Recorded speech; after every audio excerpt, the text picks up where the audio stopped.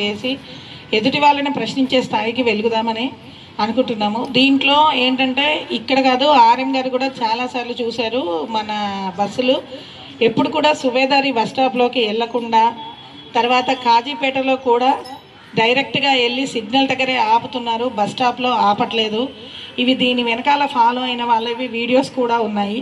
అయినా ఇప్పటి వరకు కూడా ఏమీ యాక్షన్స్ పెట్టడం జరగట్లేదు. కానీ ఈ రీసెంట్గా జరిగిన యాక్సిడెంట్లు, ఈరోజు జరిగిన ఆసిఫాబాద్ యాక్సిడెంట్ వల్ల డ్రైవర్స్ని ఎడ్యుకేట్ చేయాల్సిన అవసరం ఉంది.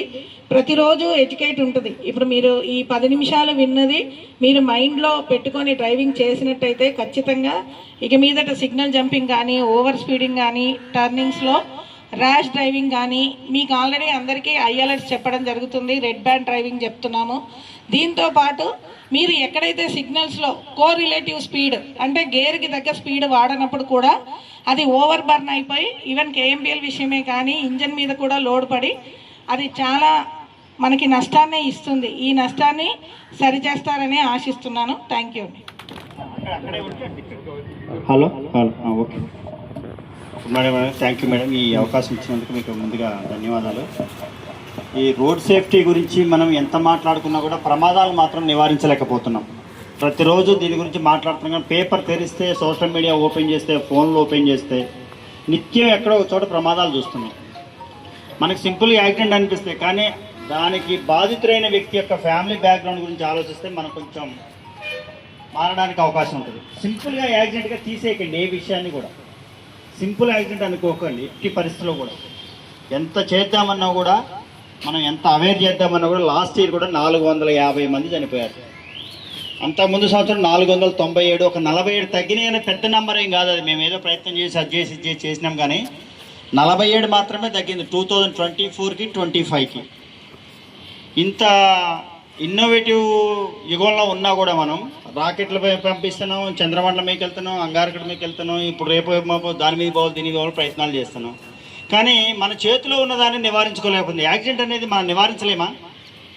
80% యాక్సిడెంట్ మనం నివారించవచ్చు కాస్త కాన్సన్ట్రేషన్ తోటి, రూల్స్ అండ్ రెగ్యులేషన్స్ పాటిస్తే అసలు 80% యాక్సిడెంట్ కావడానికి అవకాశం ఉండదు. అంటిల్ అన్లెస్ మనం ఖచ్చితంగా ప్రతి యాక్సిడెంట్ వెనక హ్యూమన్ నెగ్లిజెన్స్, ఖచ్చితంగా దీనికి లాట్ ఆఫ్ ఎనాలిసిస్ చేసిన తర్వాత మాత్రమే మాట్లాడుతున్నాం మనం ప్రతి యాక్సిడెంట్లో కూడా. ఎందుకంటే యాక్సిడెంట్కి యాక్సిడెంట్ కాకుండా ఉండడానికి ఫ్రాక్షన్ ఆఫ్ సెకండ్స్ మనం మైండ్ అప్లై చేయకపోతే, మైండ్ అప్లై అంటే బ్రేక్ దొక్కాలి, అవునా? ఆ గ్యాప్ కనుక 1 సెకండ్ దాటితే మీ కంట్రోల్ ఉండదు యాక్సిడెంట్. మీకు తెలియని విషయం కాదు అది. ఆ టైంలో మనం మొబైల్ మాట్లాడుతున్నాం, ఎవరితోనో పక్కన ప్యాసింజర్ తోటో, వెనక కూర్చున్నతోటో, సైడ్ కూర్చున్నతోటో మాట్లాడటము, లేదా మొబైల్ మాట్లాడటం, లేకపోతే ఎక్కడో ఆలోచించడం, ఇంటి దగ్గర ప్రాబ్లమ్స్ మనం డ్యూటీలో ఉన్నప్పుడు ఆలోచిస్తే మైండ్ ఆబ్సెంట్, బాడీ ప్రజెంట్ అవుతుంది. దాంతో కూడా యాక్సిడెంట్ అవుతుంది. కొన్ని యాక్సిడెంట్ చూస్తే పిటి ఎందుకైందో కూడా మనకే అర్థం కాదు. అట్లా అనిపిస్తుంది సీన్కి పోతే. మనం ఇంకా ఇప్పుడు కూడా మన యాక్సిడెంట్ల గురించి మాట్లాడుకుని ఇంకా చెప్పాలంటే 20-30 ఇయర్స్ సర్వీస్ చేసిన తర్వాత మీరు అసలే ప్రమాదకరమైన వృత్తిలో, దేశంలో అత్యంత ప్రమాదకరమైతే మన గనులు కాదు, గనులు లేదా ఎక్కడో డిఫెన్స్లో వాటిలో పనిచేసేవాళ్ళు కాదు, అత్యంత ప్రమాదకరమైన వృత్తిలో పనిచేసేవాళ్ళు మీరు. ఎందుకంటే మీరు ఎక్కిన తర్వాత మీ జీవితం మీ చేతిలో ఉండకపోవచ్చు. ఎందుకంటే ఆపోజిట్ వాడు కూడా సరిగా రావాలి, మీరు సరిగా వెళ్ళాలంటే. దానికి కొత్త కాన్సెప్ట్ వచ్చింది, డిఫెన్సివ్ డ్రైవింగ్ అని చెప్పేసి ఇప్పుడు కొత్తగా వచ్చింది. డీజీ గారు పెట్టిన కాన్సెప్ట్ అదే.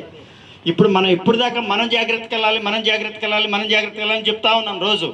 కానీ ఇక నుంచి ఏంటి, ఎదుటివాడు ఎట్లా నడుపుకుంటూ వచ్చినా, వాడు తాగి నడుపుకుంటూ వచ్చినా, రాంగ్ సైడ్లో వచ్చినా, ఓవర్ స్పీడ్ వచ్చినా, ర్యాష్ అండ్ నెగ్లిజెంట్గా వచ్చినా కూడా నువ్వు నీ వాహనాన్ని తగిన డిస్టెన్స్లో, తగిన కాన్సన్ట్రేషన్తో, తగిన వేలో నడిపి దాన్ని ప్రమాదాన్ని నివారించేదే డిఫెన్సివ్ డ్రైవింగ్. ఈ డిఫెన్సివ్ డ్రైవింగ్ చేయాలంటే మనకు చాలా ఏకాగ్రత ఉండాలి, మానసిక ప్రశాంతత ఉండాలి, శారీరక ఆరోగ్యం ఉండాలి, వృత్తి పట్ల నిబద్ధత ఉండాలి. మన వెనక మన ఫ్యామిలీ ఉంది, మన భార్య పిల్లలు ఉన్నారు, మన మీద ఆధారపడి ఒక సంస్థ ఉంది అనేది మర్చిపోకండి. ఎందుకంటే ఈ సంస్థ మనుగడకు మీరే రథసారథులు. నేను డ్రైవర్లు అన్నాను మిమ్మల్ని, మీరు రథసారథులు. ఎందుకు? కృష్ణుడికి రథసారథి ఎవరు? అర్జునుడికి రథసారథి ఎవరు? ఆయన డ్రైవర్ అన్నాడా? రథసారథి. వాహనం ఏదైనా కావచ్చు, అది గుర్రం కావచ్చు, లేకపోతే ఏనుగు కావచ్చు, సింహం కావచ్చు, లేకపోతే ఇంకోటి కావచ్చు, బస్సు కావచ్చు, లారీ కావచ్చు. దానికి ఏ పేరు పెట్టాలి? సింపుల్గా అశోక జంక్షన్లో సార్ తప్పేవరదనే తర్వాత విషయం. అట్లాంటి వాటి కూడా తప్పించుకొని మనం యాక్సిడెంట్ నివారించాలి. చూడండి 40 ఇయర్స్ మేడం, అతనికి 38. అతను వీడియోలో చూస్తే అతని రీల్స్ కూడా కనిపిస్తుంది మనకి చూడటానికి. ఆ నెగ్లిజెన్స్ కూడా కనిపిస్తుంది. కానీ ఏమైతే ఇప్పుడు అల్టిమేట్గా ఎవరి మీద పడుతుంది ఆ భారం? ఇటు పేమెంట్ డిపార్ట్మెంట్ మీద పడుతుంది, నీకు రిమార్క్ అవుతుంది. అవదా? ఉత్తనే పంపరు కదా, రిమార్క్ రాస్తారు కదా. మరి అవసరం మనకి అది? మనం డ్యూటీ చేయగలిగి ఉండి చేస్తున్నాం, దాన్ని కాస్త నిబద్ధతతోటి క్వాలిటివ్గా కొంచెం ఎప్పటికప్పుడు మీ యొక్క టెక్నిక్స్ని మెరుగుపరుచుకోవాలి. డ్రైవింగ్లో రకరకాల టెక్నిక్స్ వస్తున్నాయి, వాటిని కొంచెం మెరుగుపరుచుకునే ప్రయత్నం చేసి వృత్తి పట్ల నిబద్ధత ఉంటే మనం నివారించవచ్చు. లేకుంటే యాక్సిడెంట్లు అన్నీ అవ్వడానికి చాలా అవకాశం ఉంది. ట్రాఫిక్ నిబంధనల గురించి చెప్పాలంటే 2-3 విషయాలు. నేను చాలామంది ఆర్టీసీ బస్సును చూస్తున్నా, ఏమనుకోకండి దయచేసి సార్, ఏమనుకోకండి. సిగ్నల్ జంప్ అవసరం మనకి? మీకు ఇక్కడ నుంచి బయలుదేరితే అక్కడికి రీచ్ అవ్వడానికి సర్టెన్ టైం ఇస్తారు. ఎంతమంది ప్యాసింజర్లు ఎక్కినా ఎంతమంది ప్యాసింజర్లు ఎక్కినా టైం చూసుకుని మీకు ఇంత టైంలో వెళ్ళాలని ఇస్తారు. మరి ఆ 40 సెకండ్స్లో నేను ఎట్టుకుని వెళ్ళిపోవాలా? ఒక సిగ్నల్ దగ్గర మీరు ఎంత అవుతారు మ్యాక్సిమం? మీ టైం అని మిగతా 3 వైపులు అంటే కొన్ని చోట్ల 30 సెకండ్స్ ఉంటే, కొన్ని చోట్ల 40 ఉంటే, కొన్ని చోట్ల 48 ఉంటే, 45 మ్యాక్సిమం 50 సెకండ్స్ మించి ఎక్కడా ఉండదు. అంటే 3 వైపులా కలిపితే ఎంత? మ్యాక్సిమం యావరేజ్ తీస్తే మాకు 2 మినిట్స్ వస్తుంది. ఈ 2 మినిట్స్లో మనం ఉరికిపోయి చేసేది ఏముంది? 2 మినిట్సే. మీరు ఏ సిగ్నల్ దగ్గర ఆగినా కూడా ఒక సిగ్నల్ దగ్గర 2 మినిట్స్. ఈ సిగ్నల్కి మళ్ళీ నెక్స్ట్ సిగ్నల్ మధ్యలో ఏం చేస్తారు? మీరు పోవాల్సిన ఒక సిగ్నల్ నుంచి ఇంకో సిగ్నల్కి మీరు 30 నుంచి 40 స్పీడ్తో కనుక వెళితే ఆ సిగ్నల్ పడకుండా పాస్ అవ్వచ్చు. తెలుసా మీకు ఆ టెక్నిక్? ఒక సిగ్నల్కి ఇంకో సిగ్నల్కి మధ్యలో ఉన్న వేగంలో అట్లా సెట్ చేసి పడి ఉంటాయి. మీరు 30 నుంచి 40 వేగంతో టౌన్లో, నేను బయట చెప్పట్లేదు, టౌన్లో కనుక మీరు 30-40 స్పీడ్తో మెయింటైన్ చేస్తే కనుక నెక్స్ట్ సిగ్నల్ పడకుండా వెళ్ళిపోవచ్చు మీరు. కానీ ఇక్కడ జంప్ అవుతారు, మళ్ళీ దాన్ని 50లోకి 60లోకి లాగాలని ప్రయత్నం చేస్తారు, మళ్ళీ అక్కడికి వెళ్ళేసరికి సిగ్నల్ పడి ఉంటుంది. అక్కడ ఆగాలి కదా. ఇటు ఇంజన్కి డీజిల్ ఎక్స్ట్రా తీసుకుంటుంది మీరు ఓవర్ స్పీడ్ లాగినందుకు. ఎందుకంటే సట్టన్గా ఏ గేర్లో నడపాలో ఆ గేర్లో నడిపితే మైలేజ్ వస్తుంది. లో గేర్లో నడిపితే ఏమవుతుంది? డీజిల్ కన్జంప్షన్ ఎక్కువైపోతుంది. సో మీరు ఎంత ప్రయత్నం చేసినా మీరు చేయగలిగింది ఏమైనా ఉంటుందో 2 నిమిషాలు. మొబైల్ మీద ఎన్ని గంటలు వేస్ట్ చేస్తున్నాం మనం రోజుకి? నిజాయితీగా చెప్పండి, నేను కూడా చేస్తున్నా వేస్ట్. నాకు మొబైల్ అంటే నాకు చికాకే, సాధ్యంతో పక్కా పడిస్తే కానీ గవర్నమెంట్ ఫోన్ ఆపరేట్ చేయక తప్పదు, ఏమేమి వచ్చాయో చూసుకోవాల్సి వస్తుంది.